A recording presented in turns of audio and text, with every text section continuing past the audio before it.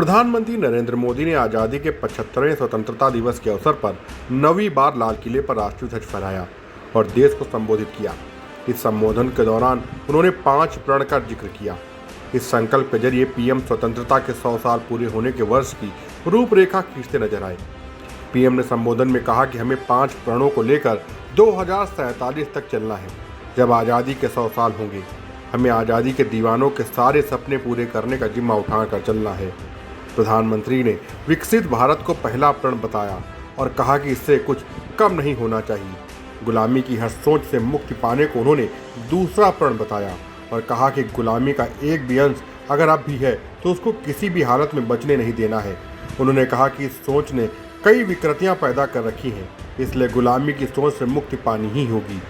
प्रधानमंत्री ने विरासत पर गर्व करने को तीसरा प्रण बताया और कहा कि यही वह विरासत है जिसने भारत को स्वर्णिम काल दिया है।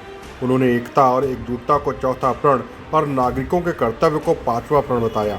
उन्होंने कहा कि जब सपने बड़े होते हैं, जब संकल्प बड़े होते हैं तो पुरुषार्थ भी बहुत बड़ा होता है, शक्ति भी बहुत बड़ी मात्रा में जुट जाती है। पीएम ने कहा कि आज जब अमृत काल की पहली प्रभात है, हमें इस 25 साल में विकसित भारत बनाकर ही रहना है। अपनी आंखों के सामने इसे करके दिखाना है। भारत 1947 में आज़ाद हुआ था और उसने 2022 में आज़ाद देश के रूप में 75 साल की यात्रा पूरी कर ली है। सरकार की ओर से अगले 25 साल के कालखंड को अमृत काल का नाम दिया गया है। Bureau report, Dastak times. ताज़ा तरीन खबरों के लिए सब्सक्राइब करना ना भूलें दस्तक टाइम्स। बेल आइकन दबाकर पाएं देश विदेश की लेटेस्ट खबरों की नोटिफिकेशन।